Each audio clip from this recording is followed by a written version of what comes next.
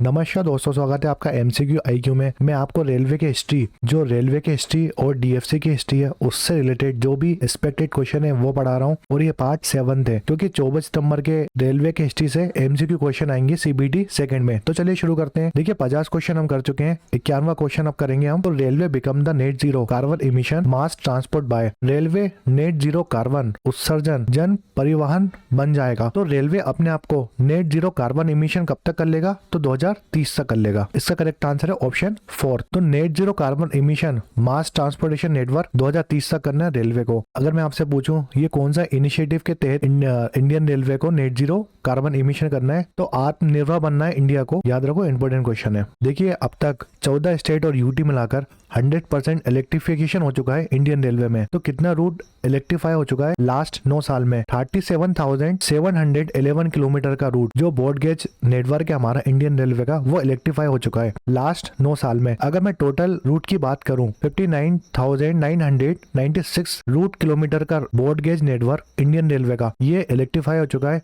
और ये नंबर भी याद रखो, इंपॉर्टेंट क्वेश्चन है। अगर क्वेश्चन में टोटल वैल्यू पूछेगा कि कितना इलेक्ट्रीफाई हो चुका है ब्रॉड गेज, तो आप लगाएंगे 59,000। अगर क्वेश्चन में आएगा कि कितना रूट इलेक्ट्रीफाई हुआ है पिछले 9 साल में, तो 37,000 आप लगाएंगे, ठीक। अगर टोटल पूछेगा 59,000 लगाएंगे। और कितनी स्टेट और यूटी मिलाकर 100% इलेक्ट्रीफाई हो चुकी है? तो 14 स्टेट और यूटी 100% इलेक्ट्रीफाई हो चुकी है। देखिए ये इलेक्ट्रीफाई होता है ना इंडियन रेलवे, तो इसको कौन सी ऑर्गेनाइजेशन करती है रेलवे की? तो central organization for railway electrification, जिसको हम कोर बोलते हैं। जो कोर है हमारी वो क्या करती है? रिस्पॉन्सिबल होती है इलेक्ट्रिफिकेशन ऑफ नेटवर्क। ये प्रोवाइड करती है इंडियन रेलवे को इलेक्ट्रिफिकेशन। याद रखो, इंपोर्टेंट क्वेश्चन है। ये ऑर्गेनाइजेशन बनी थी 1979 में, जिसका हेडक्वार्टर कहाँ पर है? प्रयागराज, उत्तर प्रदेश। अपकमिंग टारगेट देखते हैं मिनिस्ट्री ऑफ रेलवे के। जैसे 100% इलेक्ट्रिक ब्रॉड गेज रूट करना है, टारगेट 2023 था। अब देखते हैं कितना हुआ है। अभी कोई अपडेट नहीं आया है इंडियन रेलवे की तरफ से। Connect rail network with all the state capital of north east.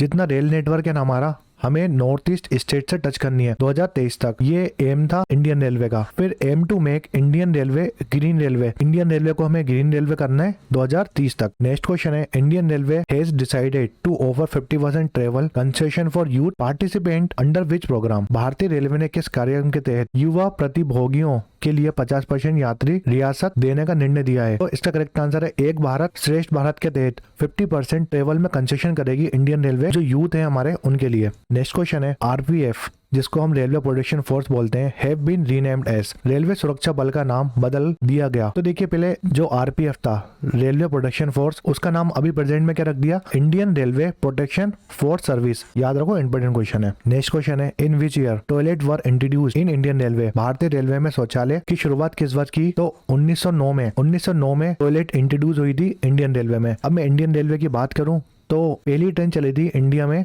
16 अप्रैल 1853 में। और अगर मैं पोजीशन पूछूं इंडियन रेलवे की पोजीशन क्या है वर्ल्ड में, तो 4th लार्जेस्ट रेलवे नेटवर्क है इंडिया के पास। 4th लार्जेस्ट रेलवे नेटवर्क है इंडिया के पास वर्ल्ड में। जोन की बात करेंगे तो 19 जोन है। और अभी प्रेजेंट में रेलवे मिनिस्टर है अश्विनी वैष्णव। और रेलवे बोर्ड की चेयरमैन बनी है जय वर्मा सिन्हा। नेक्स्ट क्वेश्चन है, first trial run double stack train was conducted on which track। Double stack train का पहला ट्रायल रन किस ट्रैक पर किया गया? तो जो डबल स्टैक ट्रेन है इसके बारे में थ्योरी वाले लेक्चर में बता चुका हूं मैं आपको। तो ये इसका ट्रायल कौन से ट्रैक में सबसे पहले कंडक्ट करा गया? तो इसका करेक्ट आंसर है जो वेस्टर्न डेडिकेटेड फ्रीट कॉरिडोर है उसमें इसका ट्रायल सबसे पहले हुआ था। नेक्स्ट क्वेश्चन है, with which of the following French company Indian railway collaborated to transform the freight transportation of India. निम्नलिखित में से किस पारसी कंपनी के साथ भारतीय रेलवे ने अपने भारत के माल परिवहन को बदलने के लिए सहयोग किया है? इंडियन रेलवे ने कौन सी फ्रेंच कंपनी के साथ कोलैबोरेट किया है जिससे जो हमारा ट्रांसफॉर्म है फ्री ट्रांसपोर्टेशन है उसके लिए? तो इसका करेक्ट आंसर है एलस्टॉम। एलस्टॉम एक फ्रेंच कंपनी है, इसके साथ इंडियन रेलवे ने कोलैबोरेट किया है। नेक्स्ट क्वेश्चन है, where is the wheel and axle plant in India. भारत में व्हील एंड एक्सल प्लांट कहाँ है? मैं आपको बहुत बार डिस्कस कर चुका हूँ। जो व्हील एंड एक्सल प्लांट है इंडियन रेलवे का वो बेंगलोर कर्नाटका में है। जितनी भी इंपॉर्टेंट फैक्ट्रीज हैं उसके ऊपर एक सेपरेट लेक्चर बनाया है। इन फैक्ट्रियों से हर बार एग्जाम में क्वेश्चन आता है, तो वो लेक्चर जरूर देखिएगा। जो हमारी रेल व्हील फैक्ट्री है जिसको हम फॉर्मली बोलते हैं व्हील एंड एक्सल प्लांट, ये बेंगलोर कर्नाटका में है। ये 1984 में बनी थी। इंपॉर्टेंट फैक्ट्रीज बताता हूँ, जैसे इंडिकल कोच फैक्ट्री चेन्नई में है और चेन्नई तमिलनाडु में है। आपको सिटी भी याद रखनी है। अगर इंडिकल कोच फैक्ट्री आएगा तो चेन्नई भी आ सकता है या तमिलनाडु भी आ सकता है ऑप्शन में, तो आपको चेन्नई तमिलनाडु दोनों याद रखना है। मॉडर्न कोच फैक्ट्री मॉडर्न लोग राय बहुत देते हैं, मैंने आपको बताया था।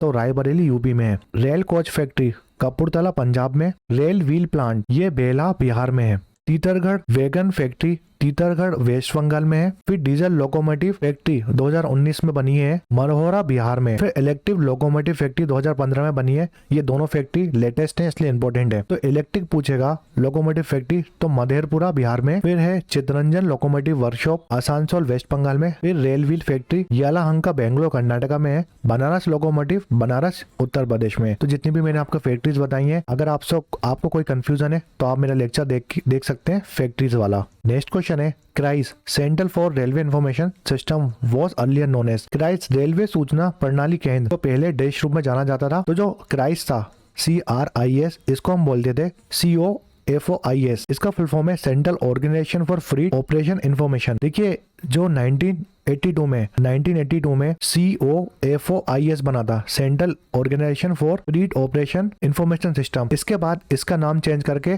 क्राइस रख दिया था। कब? 1986 में। तो याद रखो इंपॉर्टेंट क्वेश्चन है। क्राइस का फुल फॉर्म है central for railway information system. Next question है the dash become the first long distance train with air brake. Dash air brake वाली पहली लंबी दूरी की ट्रेन बन गई। तो पहली कौन सी ट्रेन थी जो लॉन्ग डिस्टेंस ट्रेन थी और एयर ब्रेक था उसमें? तो बॉम्बे राजधानी एक्सप्रेस। इसका करेक्ट आंसर है ऑप्शन बी। 1984 में Bombay Rajdhani become the first longest distance train with air brakes. Next question है computerised ticketing and reservation was introduced in. Computer ticketing और आरक्षण की शुरुआत कब की थी? इसका करेक्ट आंसर है 1986 में कंप्यूटर से टिकट होने लगा था और रिजर्वेशन होने लगे थे। जो भी मोस्ट एक्सपेक्टेड क्वेश्चन करा रहा हूँ उसका 7th पार्ट है। इसमें रेलवे की हिस्ट्री और DFC की जो हिस्ट्री है और उससे रिलेटेड जो भी क्वेश्चन है वो मैं करा चुका हूँ आपको। टोटल 10 पार्ट आएंगे इसमें। तो वीडियो पसंद आए तो लाइक करें, शेयर करें, सब्सक्राइब करें। MCQ IQ को thanks for watching MCQ IQ। आपने मेरा करंट अफेयर वाले वीडियो नहीं देखा तो जरूर देखिए और कमेंट सेक्शन में कमेंट करके बताइए वीडियो कैसा लगा। Thanks for watching MCQ IQ।